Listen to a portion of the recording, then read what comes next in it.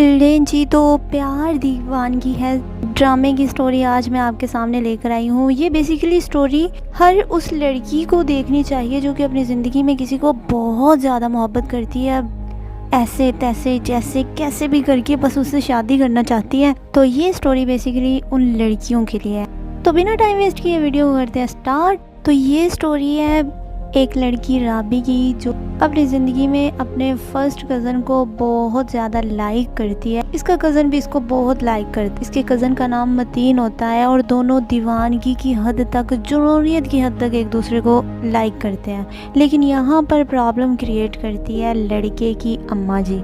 जो लड़के की वालिदा होती है वो इतनी ज़्यादा प्यारी नहीं होती, कलर उसका सांवला होता है और यूँ बोल लें कि उसको एक फोबिया होता है कि इस घर में जो बहू आएगी वो प्यारी नहीं होगी। बचपन में 12 साल की एज में राबी की एंगेजमेंट हो जाती है मतीन के साथ और दोनों बहुत ज़्यादा एक दूसरे को पसंद करते हैं। लेकिन मतीन की जो वालिदा है वो चाहती है कि ये रिश्ता टूट जाए। ऐसे में उसके हाथ लगते हैं वो लेटर्स जो कि राबी ने लिखे होते हैं मतीन को। वो सारे लेटर्स पकड़ती है और जाकर राबी की वालिदा के मुंह पर मारती है और बोलती है कि तुम्हारी बेटी तो ऐसी है। उसके बारे में बहुत कुछ बुरा उल्टा सीधा बोलती रहती है। फिर जोश में आती है राबी की वालिदा और वो एंगेजमेंट की रिंग उतार कर मतीन की वालिदा के हाथ में थमा देती है और बोलती है कि आज से ये रिश्ता ख़त्म।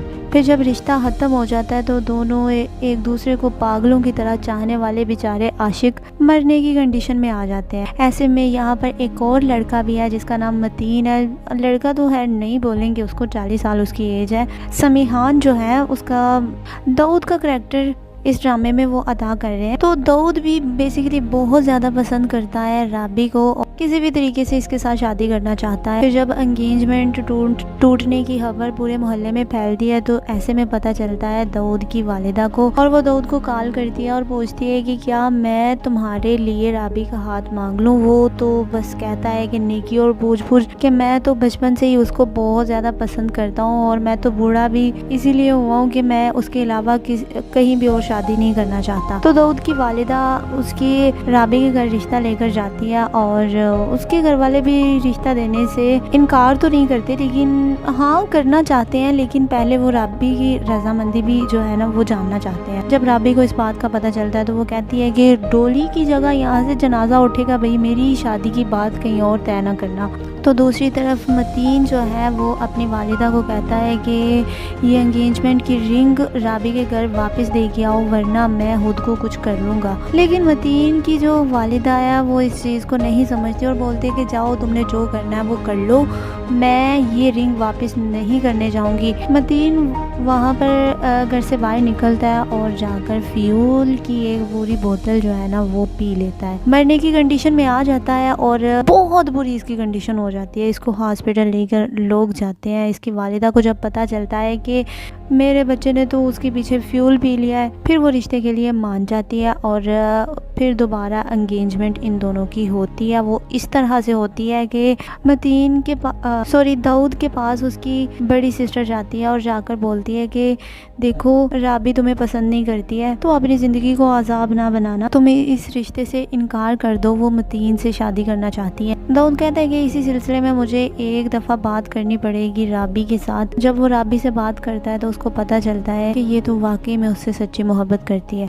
फिर दाऊद बहुत ज़्यादा रोता है, चीखता है, चिल्लाता है, लेकिन बेचारे की पेश नहीं जाती और वो फिर चुप ही रहता है। उसके बाद आहिस्ता आहिस्ता शादी हो जाती है इन दोनों की, मतीन की और राबी की शादी हो जाती है। फिर इसकी अम्मा जी जो कि एक अच्छी खासी विलन आई हुई है वो राबी पर बहुत ज़्यादा सितम करती है, बहुत तशद्दुद करती है, बहुत जुल्म करती है। इनफैक्ट उसको वेडिंग नाइट को ही बोल देती है कि बेटा अब तेरे बुरे दिन स्टार्ट हो गए हैं, रेडी रहना। और राबी जो इश्क में पागल है वो बस यही सोचकर खुश है कि उसकी शादी मतीन के साथ हो चुकी है। मतीन की वालिदा दिन भर उससे काम करवाती है। रात को जब उसका बेटा घर आता है तो उसके भी अच्छे खासे कान भरती है। ऐसे में क्रिटिकल सिचुएशंस क्रिएट होती जाएंगी राबी के लिए। फिर आहिस्ता आहिस्ता मतीन भी इसके अगेंस्ट हो जाता है कि ये मेरी वालिदा पर इतने ज़्यादा सितम करती है। फिर वो इसके मुंह पर भी ज़ोरदार एक थप्पड़ रसीद करता है राबी के मुंह पर। दूसरी तरफ दाऊद जो कि अभी भी शादी नहीं कर पाया क्योंकि उसने सुन रखा है कि राबी का शौहर उस पर बहुत ज़्यादा सितम कर रहा है और उसकी सास भी उस पर बहुत ज़्यादा तशद्दुद कर रही है और वो शादी नहीं करता। उसकी आज भी यही कोशिश है कि राबी वापस घर आ जाए और इन दोनों की शादी हो जाए। फिर राबी जो कि थक चुकी है इन हालात का मुकाबला करते करते, वो अपनी वालिदा को सिचुएशन सारी बताएगी। दूसरी तरफ मतीन जो है वो भी राबी की वालिदा को बोलता है कि इसको बोलो कि मतीन से रिश्ता ख़त्म कर दे, मैं इससे शादी कर लूँगा। फिर मतीन से रिश्ता ख़त्म होने के बाद इन दोनों की शादी हो जाती है, लेकिन मतीन भी लास्ट पर बहुत ज़्यादा शक करेगा राबी पर और इनका भी शादी के बाद जो रिश्ता है वो बहुत ज़्यादा सर्कमस्टांसेस से गुजरेगा, लेकिन लास्ट पर दाऊद ठीक हो जाता है। तो ये थी ड्रामे की स्टोरी। अच्छा, स्टार्टिंग पर मैंने बोला था कि ये स्टोरी हर उस लड़की के लिए बहुत ज़रूरी है जो कि किस लड़के से बहुत ज़्यादा प्यार करती है। तो वो मैंने इस वजह से बोला था क्योंकि अगर आप किसी लड़के से जुनूनियत की हद तक मोहब्बत करते हैं ना, तो ज़रूरी नहीं कि उसके घर वाले भी आपके साथ मुखलिस ही होंगे, या शादी के बाद सिचुएशंस बदल जाती हैं। वो रिश्ते जो कि पहले आपको बहुत ज़्यादा अच्छे लगते हैं, बाद में बिल्कुल भी देखने का दिल नहीं करता उनको, अगर वो अच्छे नहीं होते तो ये ज़रूरी नहीं कि जो शादी से पहले आपके साथ बहुत ज़्यादा सिंसियर है, बहुत ज़्यादा लॉयल है, बहुत ज़्यादा मोहब्बत करते हैं, वो शादी के बाद भी आपके साथ ऐसे ही सिंसियर रहेंगे, ऐसे ही मोहब्बत करते रहेंगे। ये तो किस्मत की बात होती है। तो आज की वीडियो में जस्ट इतना ही। मिलते हैं एक नई वीडियो में एक नए रिव्यू के साथ। तब तक दीजिए हमें इजाज़त। अल्लाह हाफिज़।